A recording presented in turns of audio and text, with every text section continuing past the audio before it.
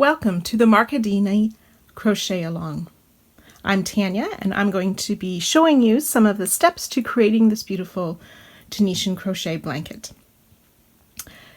To get started, we need to find our supplies. I'm going to be using worsted weight to demonstrate most of the stitches. That will give a fairly large size blanket if we make the largest size. It is similar to a 10-ply or Aran weight yarn. We need to use hooks. We might need to use some cable holders or another crochet hook to help with that. Scissors, of course, and some other supplies. So for your hooks, you will need to have a longer hook than a standard crochet. So Tunisian hooks, you can find some straight hooks that are very much like a knitting needle with a hook on the end. Or you can find what looks like a standard crochet hook, but you can add a cable on the end to hold extra stitches. So hopefully you have your supplies and we're going to get started. Before we learn the steps for week 1, we're going to make what's called a swatch. This is going to be our practice sample to learn new stitches and how to work some of the cables before we work it in the blocks of the blanket. So I'm going to use a similar size or weight of yarn just from my stash, my scrap, to do my swatch.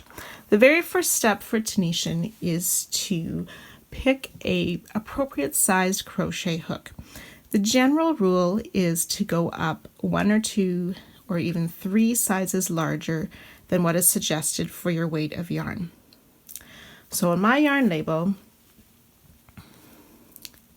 it suggests a 4.5mm knitting needles or a 5mm hook. So I'm going to look at where we have the crochet and 5mm. I tend to be loose in my crochet, so usually with Tunisian I only go up 1 size of hook. So I'll be starting with a 6mm hook. The written pattern or the introduction for this crochet along has a couple of good examples of what you want your work to look like or not look like. So we don't want it to be too tight. It will curl up a lot if it is too tight and it won't have nice drape. We also don't want it too loose. It won't hold its shape quite as well for working the cables. So you can refer to that guide for what they should look like and we'll help get started. So for my swatch, I'm going to start with a starting chain of 11.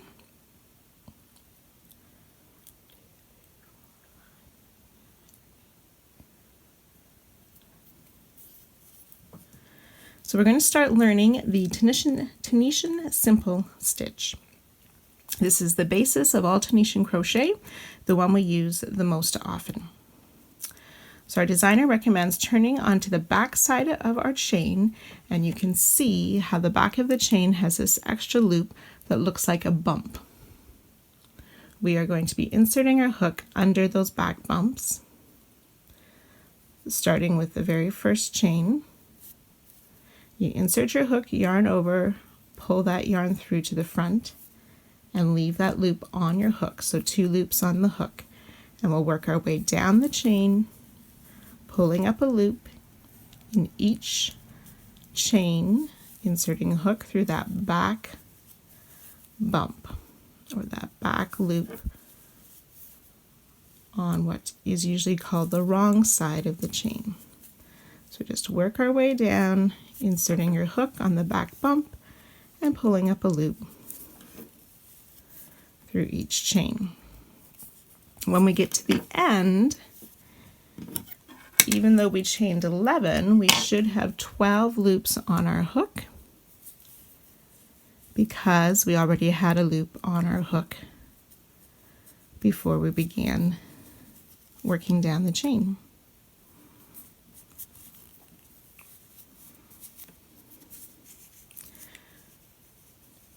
One, 2, 3, 4, 5, 6, 7, 8, 9, 10, 11, 12 loops. So as I'm working through my swatch, I want to make sure that I maintain 12 loops. So that's called a forward pass when we go through and pick up our loops. There's also a return pass in Tunisian crochet. You will yarn over, pull through one loop. So it's almost like making a chain at the beginning of this forward pass. Then we yarn over and pull through 2 loops on the hook.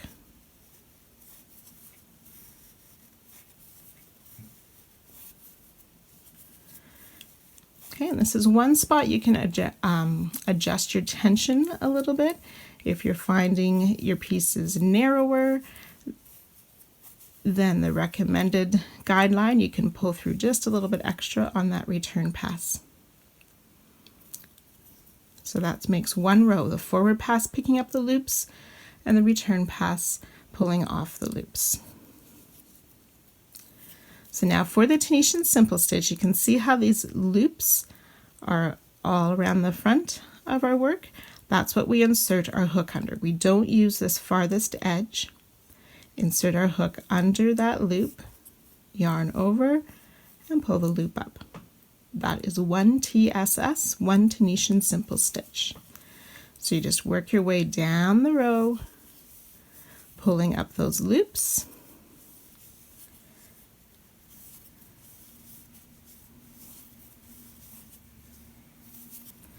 And again, this is another place you can control your tension a little bit so it doesn't get too loose. We don't want to pull it too far.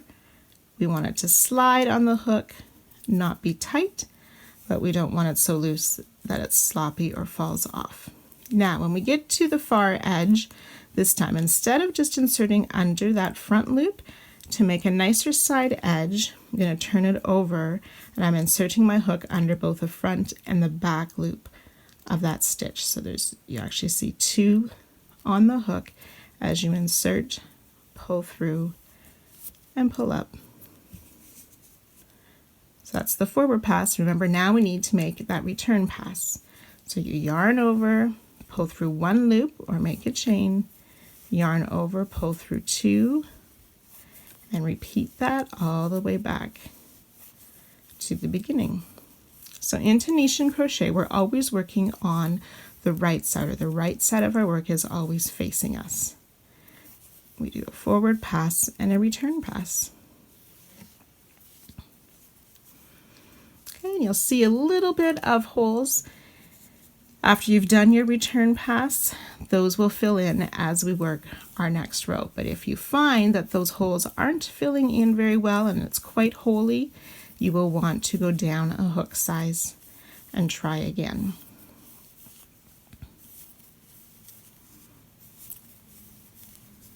So you can practice a few rows of this Tunisian simple stitch, and I'll meet you back here soon to learn one more stitch, remembering on the far edge to put your hook under 2 of those edge stitches before pulling up a loop.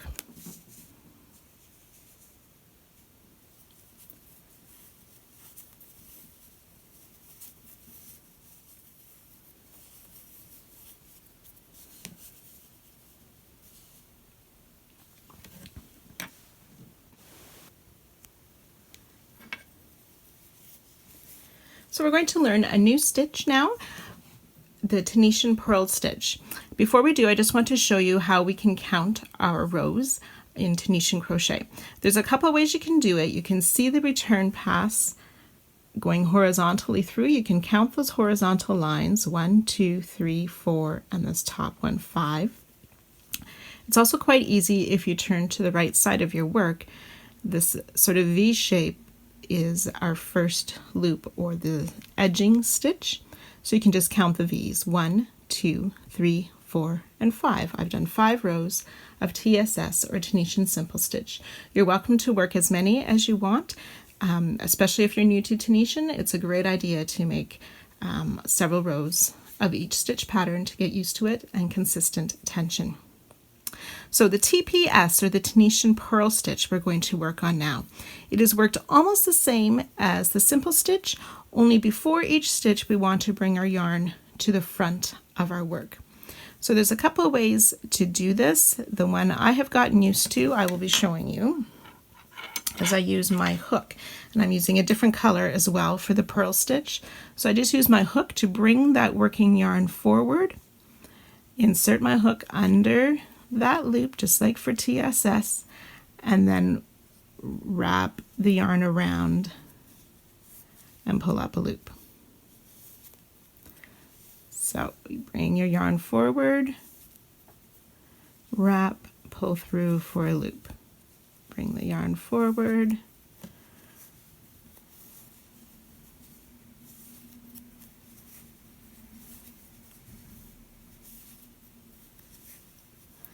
so depending on how you hold your hook and your yarn, you'll have a slightly different method of bringing that yarn to the front, but you always want your yarn, so you could drop it in the front, insert, pick it back up and wrap it around, whichever works for you. Again, being careful after we've done the stitch to just tighten it up just a little bit so our stitches don't get too loose. And you can clearly see, especially when you're using two colors, how it creates a different effect on our work. And the same thing in the last one, we don't pull it to the front, we just insert through those two side edges and then yarn over, chain one or pull through one, yarn over, pull through two. So the return pass is exactly the same as we worked for the TSS or the simple stitch.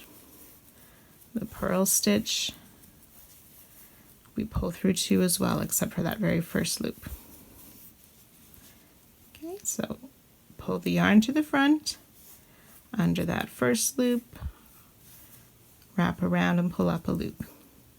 And that is the Tunisian purl stitch.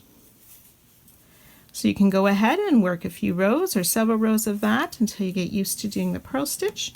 I find it's a little bit slower than the Tunisian simple stitch, but makes a really nice design as well. So you go ahead and practice a few rounds of that. So how'd you do with the purl stitch? Hopefully you have several rows worked and have kept nice and consistent tension throughout. You can definitely see the different texture between the Tunisian simple stitch and the Tunisian purl stitch. So before I work the next new stitch, I'm going to work just one row of TSS.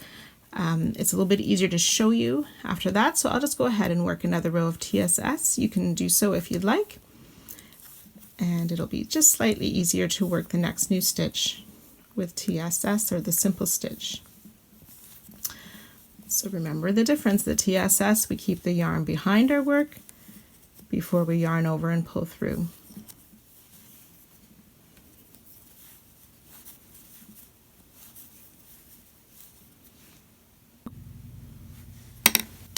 So the last stitch that we're going to work on for our practice swatch before we get into the blocks of the crochet along is the Tunisian knit stitch, or TKS.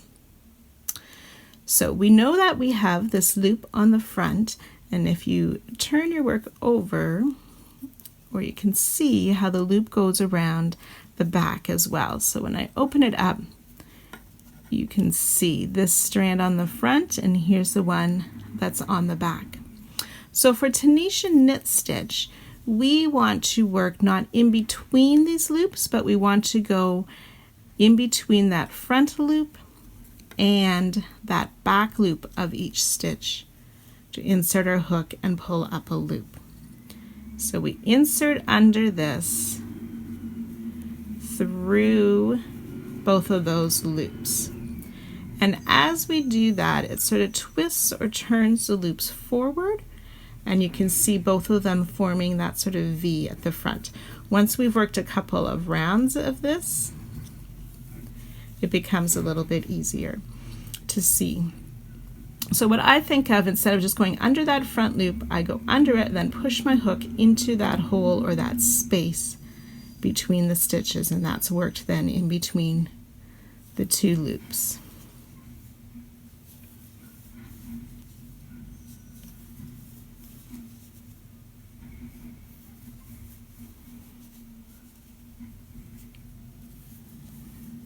Okay, and then at the end of the row, we insert as we have for the other round under those 2 side loops to pull up a loop. Okay, so it's good every now and again to check how many loops you have, that we haven't lost a stitch somewhere. 1, 2, 3, 4, 5, 6, 7, 8, 9, 10, 11, and 12 loops, and that's what I wanted to start with. So yarn over, pull through 1, yarn over, pull through 2 for that return pass. So our return passes so far have all been the same for these basic stitches.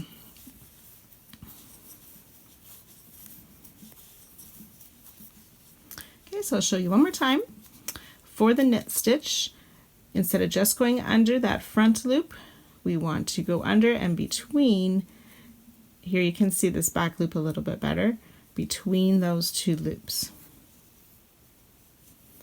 Push through to the back between the 2 loops for our Tunisian knit stitch.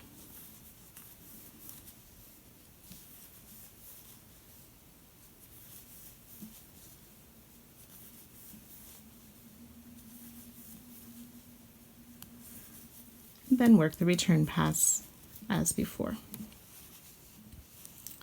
So you can go ahead and work several rounds or rows of the TKS, the Tunisian knit stitch.